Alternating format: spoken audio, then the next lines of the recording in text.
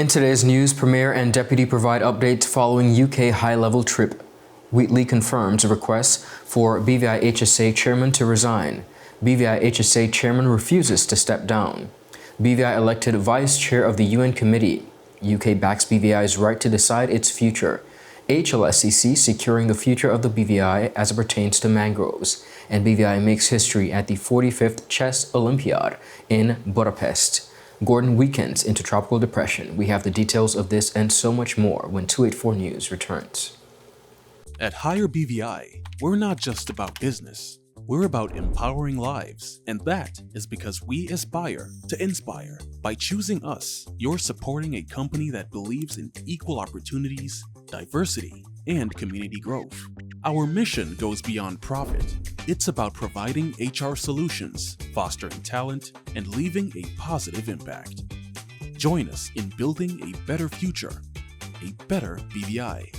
Choose Higher BVI, where your support isn't just a transaction, it's a transformation.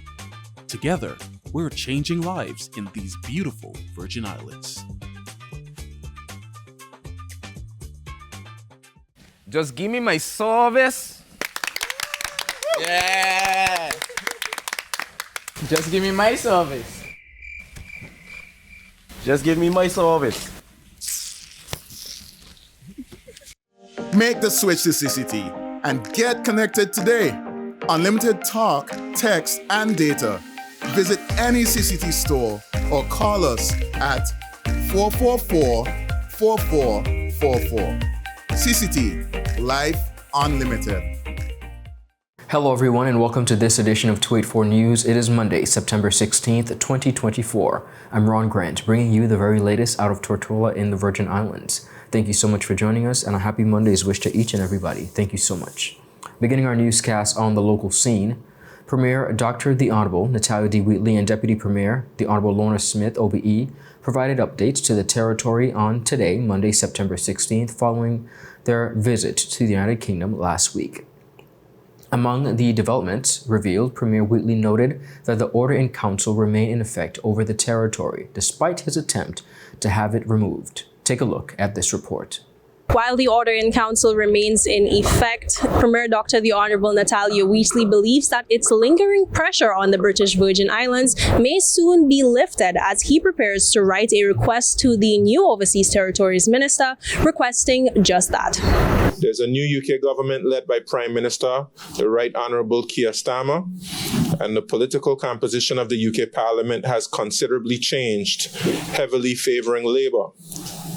There are many new members of Parliament, as well as new committee and subcommittee chairs. This dramatic shift in British politics and the appointment of a new Foreign Secretary, the Right Honourable David Lammy, a new Minister for the Overseas Territories, prompted me to lead a delegation to London to directly engage the new OT Minister and UK parliamentarians to ensure they are aware of our interests, needs, and desire for a new modern partnership between the UK and the Virgin Islands based on consultation, democracy, sustainable development, climate resilience, and self-determination.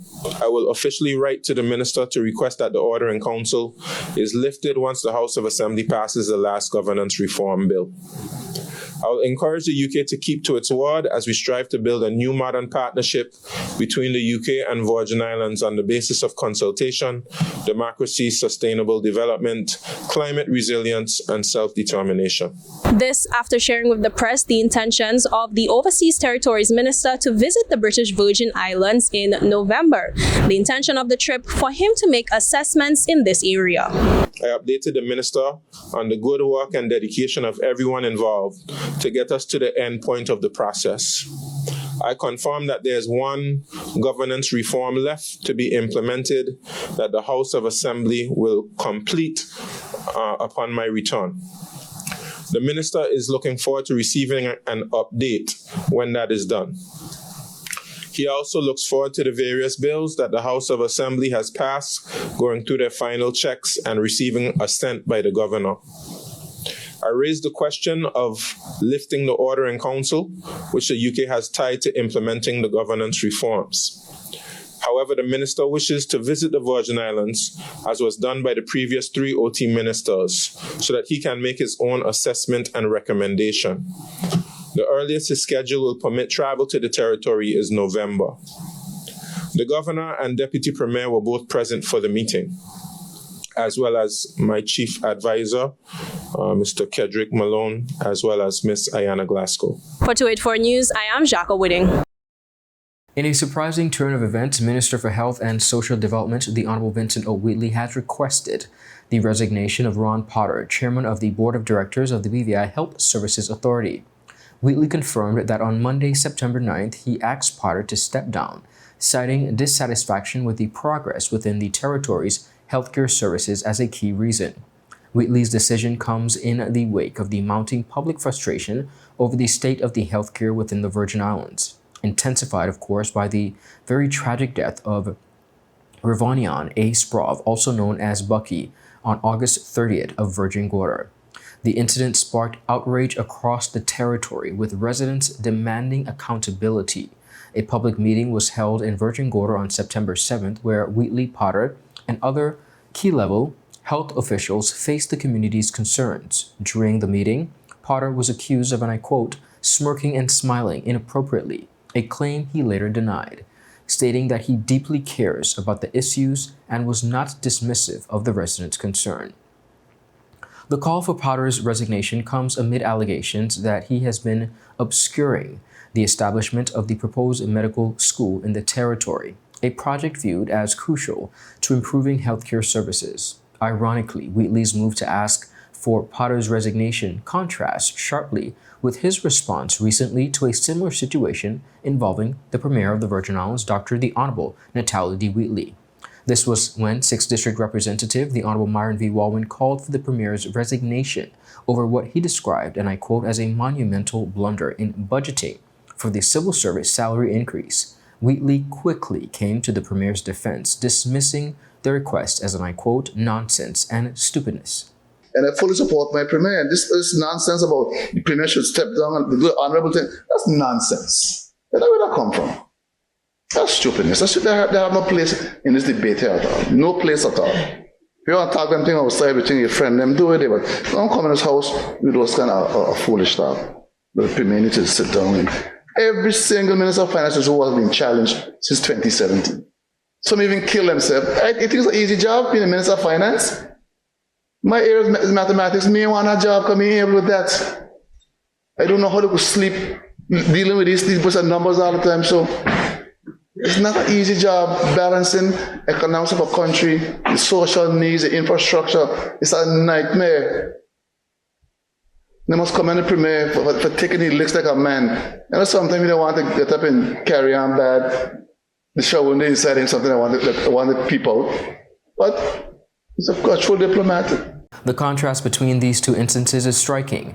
On one end, the Minister Wheatley swiftly requested the resignation of Ron Potter over healthcare mismanagement, a decision framed as necessary to move the sector forward. And on the other hand, he sanctionally defended Premier Wheatley in the face of a budgetary misstep, dismissing similar calls for accountability and transparency.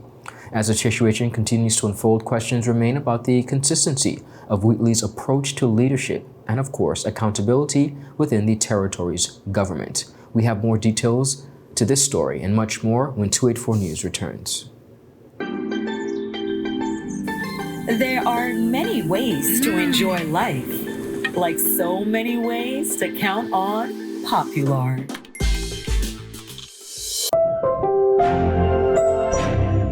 Hello and welcome to today's episode of Pop the Balloon or Find the Connection. Let's meet our first contender, ladies. Okay, Joey, so do you have any toxic traits? I'm very restrictive. I don't give more time. What you get is what you get. I don't like to give unlimited time. That's it. Okay, can you tell us why you popped your balloon? That's a little too restricted for me. Thank you for coming. Okay, ladies, so let's meet our second contender. Sorry, excuse me. Why did you pop a balloon? I could give you minutes, data, unlimited call, overseas call, fiber. What else you need? My friend used to date you. You're a scam. She used to be for everything and more. Nothing to offer. Okay, ladies, let's welcome our last contender. You look nice. Can you tell us your name? Thank you. My name is Christian Charles Thomas. They call me C Sweetie. What do you have to offer these ladies? Well, security, trust, unlimited time, and a pretty fast. Okay, so do you have any deal breakers? Nah, but here's my number. 444-4444. Y tú, vida ilimitada. Okay, guys, so no pop balloons. For a fast, reliable, and secure connection for your personal or business life, call us at 444-4444 or visit any of our CCT stores and we'll get you connected with the perfect match for you. Angie, how can I get my claims paid quick? Rent's due next week. CG processes 99% of claims within 5 days. Remember when I was hang gliding with those goats? I caught a gust of wind and flew right into a moving car. Every appendage was in the cast, and they paid fast and fairly. That's what I get for trusting a man with a mustache and an eye patch. Now I gotta go. I'm meeting the guy who bedazzled my toes. 99% of claims are processed within 5 days. CG Insurance. Good like that. Welcome back, everyone, and thank you so much for sticking with us. Continuing on a recent story, in a recent statement, Ron Potter, chairman of the BVI Health Services Authority, publicly rejected a request from Minister of Health and Social Development, the Honorable Vincent O. Wheatley, to step down from his role. The request made in light of ongoing healthcare challenges within the British Virgin Islands, including the tragic death of Mr. Sprov at the Nurse Iris O'Neill Clinic in Virgin Gorda. And that was delivered via WhatsApp, according to Potter. In a media release, Potter acknowledged the minister's request, but emphasized that he was unaware of any strained relationship between himself and Wheatley prior to reports to the media. He defended his tenure, describing himself as dedicated and committed as a chairman, and expressed his desire to continue improving the public healthcare sector alongside the BVIHSA team.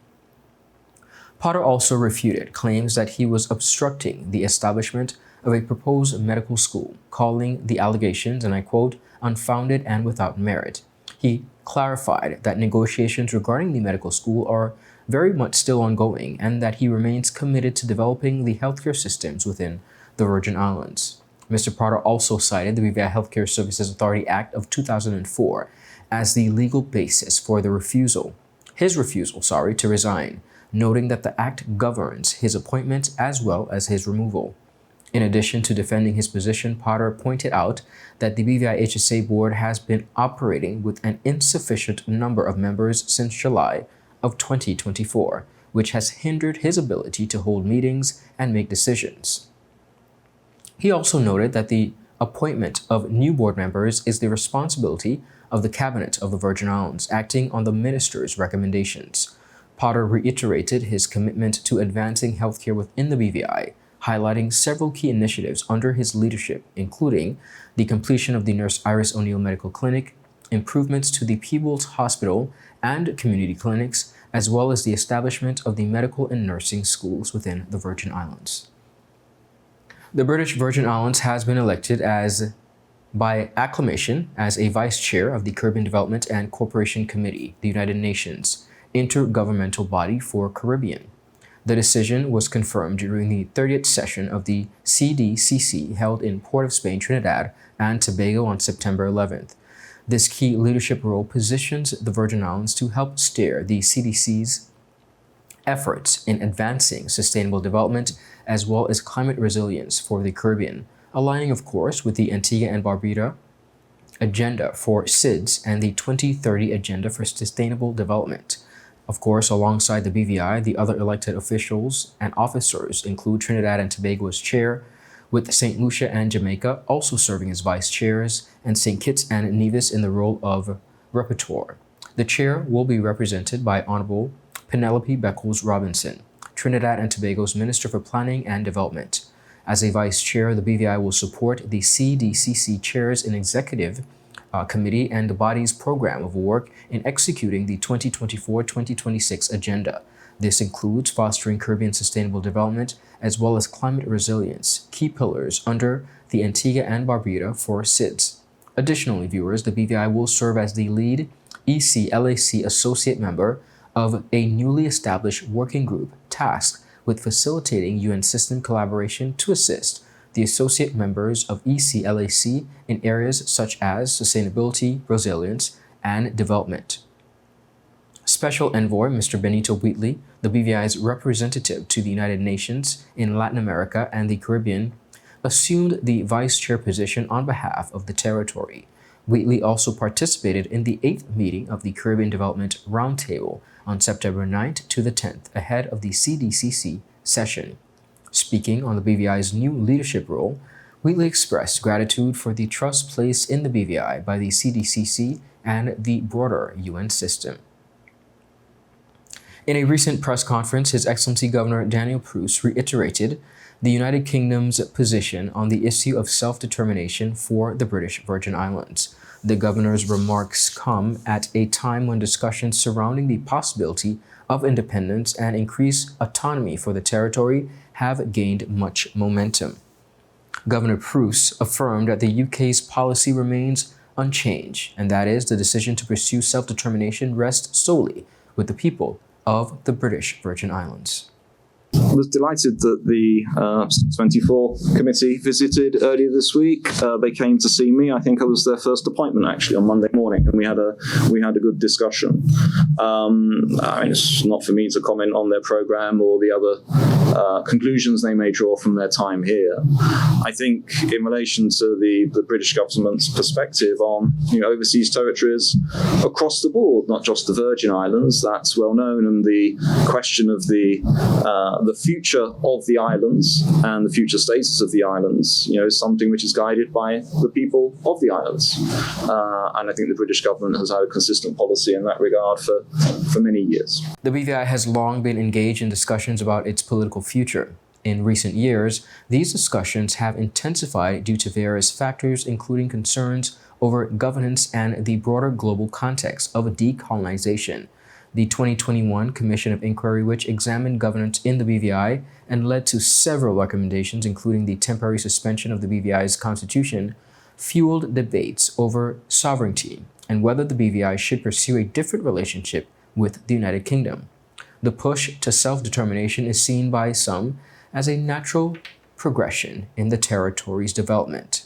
Advocates argue that self-governance could lead to more responsive leadership tailored to the unique needs of the territory. However, others have raised concerns about whether the BVI, with its very small population and the economic reliance on sectors like tourism and offshore finance, is absolutely ready to assume such full independence. The BVI is one of 14 territories globally that remain under the UK's jurisdiction, yet it enjoys significant self-governance under its constitution. Up next, viewers, we have much more on the local as well as regional scene. We'll be right back after a quick commercial break. At Partners for Kids, your child's health and happiness are at the heart of everything we do. We've been the trusted medical home for children and adolescents up to 18 years old. And now, we are excited to welcome a new member to our family of healthcare professionals. Introducing Dr. Aisha Maxwell, our new family practitioner. Dr. Maxwell brings a wealth of experience and deep passion for pediatric and adult care, ready to join our team in providing first-rate health services to your family. At Partners for Kids, we believe in a collaborative approach to healthcare. With partners in occupational therapy and clinical psychology, Partners for Kids, where caring is just the beginning. Visit us at Road Reef Plaza, Tortola, open Monday to Friday, 8 a.m. to 5 p.m. Call us at 284-444-5437 or reach out at info@partnersforkids.com to learn more. Start the year off with more. More speed, more downloading, more savings, and more fire. CCT Fire Fiber Internet gives you the speed you need to keep the whole family connected. Packages starting at $119 with speeds from 300 megabytes per second, super fast, unlimited downloads, even more reliable connectivity, plus free live streaming TV for the family to enjoy. Sign up for the absolute best fiber internet service in the BVI CCT Fire and pay no installation fee. Plus, get CCT Live TV for free. You deserve more. Get more with CCT. Life Unlimited.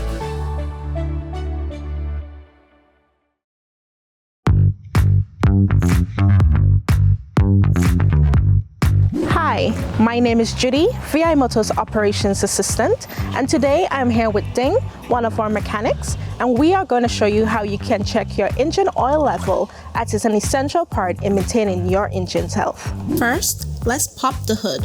Here's the oil dipstick. We'll pull it out, wipe it clean with a cloth, reinsert it, and pull it out again to get an accurate oil level reading. As you can see, the oil level should be between the minimum and maximum markers on the dipstick. If it's below the minimum, it's time to add some oil. Checking your oil level is simple yet a crucial task. Make sure to do it regularly to keep your engine running smoothly. And remember, if you're not sure about your vehicle's specific oil requirements, always consult your owner's manual or a professional mechanic at VI Motors. We offer a diverse range of top quality engine oils, so visit us at Dove's Bottom or our location at Patch Point, Virgin Quarter, or call us at 494-2496 or visit us on our website at www.vimotors.com. Welcome back, everyone, and thank you so much for sticking with us. Our team recently paid a visit to the HLSCC Stout Community College to attend the Mangrove Education session with the HLSCC team and campers of this year's Kids and the Sea BVI program. Take a look as things unfolded. Katz is here with us today. We're teaching them about mangrove restoration or mangroves in general found here in the BVI, and also about plankton, which are important to our coastal ecosystems. Let me see the hands of those who have learned about mangroves before, whether that had been in school or you've been here at the nursery. Okay, nice. Very good. I think when it comes to mangrove restoration, a large part of that, or one of the most important things about it, is education.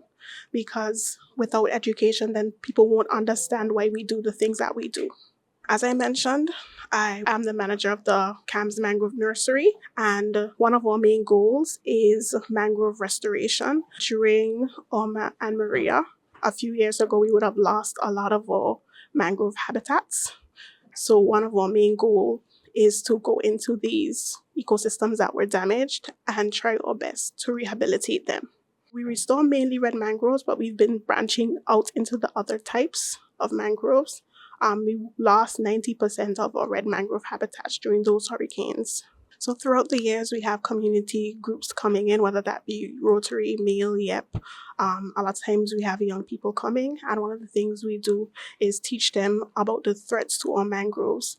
And one of those threats would have been, especially here in the BVI, natural disasters. So our mangroves are important habitats. They are nurseries for fish. They act as filters, preventing sediments and pollution from entering our oceans and eventually other coastal ecosystems such as seagrasses and or coral reefs. So it is important that we protect them. So somebody on the green team said this is a white mangrove, and she is correct. So when we look at the leaves, we see their oval shape, and then you see those two bumps that I mentioned, the nectaries. Nice. Nice. Okay, so we see these seeds. Notice that they're round, button shaped. So this is our buttonwood mangrove. This is our black mangrove. So notice that the leaves are two-toned. Okay, so it's a different color on the underside of the leaf. It's a silvery green. And then upstairs we spoke about the seeds. You see the seeds are smooth, light green. These are the seeds of our black mangrove. So when you look at around, you'll see a lot of red mangroves mostly. You might see some blacks on the ground, and then we also have some sea grapes growing. So we start them off here, and then we would plant them out into habitats, okay, that have been damaged. If you look out into the water, you'll be able to see those crop roots that are coming out of the water. Able to see those dark green, waxy leaves. And then of course our seeds, those propagules, which are long and pencil shaped. The 45th Chess Olympiad, hosted by Budapest, Hungary, has been remarkable for the British Virgin Islands and its representation for our chess team. Our Kamal Haynes has more on this report. In an extraordinary round 5 performance on Sunday, September 15th, BVI Chess had a record-breaking day, achieving its highest number of individual and team wins to date, scoring an impressive 5.5 points. Both the women's and open division teams delivered standout performances, marking a significant moment in the territory's chess history. The BVI women's team, participating for the first time in Chess Olympiad, had a sensational day in round 5. 13-year-old Tiandra Skatlev became the first Virgin Islands female to score at a Chess Olympiad. In her debut on this grand stage, the Emerald High School student clinched her victory against her Grenadian opponent, highlighting the immense talent within the BVI. Jasmine Brito and Alexis Ganigan also led the charge with their individual victories, while Daniqua Masheni turned in her best performance of the tournament. In the open division, Jordan Hines, competing in his debut Olympiad, claimed his second win of the tournament in a tense match against Niger. Hines, a senior at the Amherst High School, first tasted victory in round 3 when he scored his first ever Olympiad win against Estelle Mabengo Priska of Senegal. Hines spoke about his strategy that led to his first win. I didn't know much about my opponent, so I went in thinking, okay, just stick to the basics, and as my team said, simply play chess. So did that, went back and forth, attacking, defense, counter-attack, and eventually made my way up, won some pieces, and started to really aggressively play my opponent. Eventually, I trapped her in a position, and then I pushed my pawn, made a queen, and forced a checkmate. And here I am with a point. So, how does it feel altogether? What's your Olympiad experience been like so far? An experience for sure, I can tell you that. But it's only up from here, I can say. More victories to come, hopefully. This is my first one, my first Olympiad. And right now, I'm very happy. I know later I'll feel even better about it. So, only positive things from there, and this Olympiad will be an experience for me. Simon Potter added to the team's success with a brilliant game that ended in victory, while Art Christopher's 5-hour marathon on the board resulted in a hard-earned draw. Chamoy Joseph also delivered an impressive performance, contributing to the team's best showing so far, and the BVI's first victory came in round 3 by the hands of John Samuel against Bermuda. Reporting for 284 News, I am Kamal Haynes. On the matter of weather, Tropical Storm Gordon weakened to a depression Monday as it moved through open waters in the Atlantic Ocean, forecasters said. The National Hurricane Center in Miami reported that Gordon was located about 985 miles east of the Northeast Caribbean. The storm had maximum sustained winds of 35 miles per hour and was moving some west at 7 miles per hour. Now, meteorologists said Gordon's future remains uncertain. The system could dissipate in the coming days or potentially regain tropical storm strength as it turns northward. Gordon in the 7th named storm of the Atlantic hurricane season. No coastal watches or warnings are currently in effect. Gordon poses no immediate threat to the Leeward Islands. And viewers, that is it for today's news roundup. Be sure to follow us for your daily news updates at 284media.com and of course on our WhatsApp channel for daily updates, as well as our Facebook at 284media and 284BVI on Instagram and X, formerly Twitter. I'm Ron Grant. Do have a safe and enjoyable evening. A happy Monday's wish to each and every one of you. Goodbye. Rashford made it. Manchester United have come from behind to lead. At home or on the go, watch CCT Live. Download our app and carry your favorite TV shows, news, or live sports anywhere you go. Visit cctbvi.com/live, select your package, and tune in.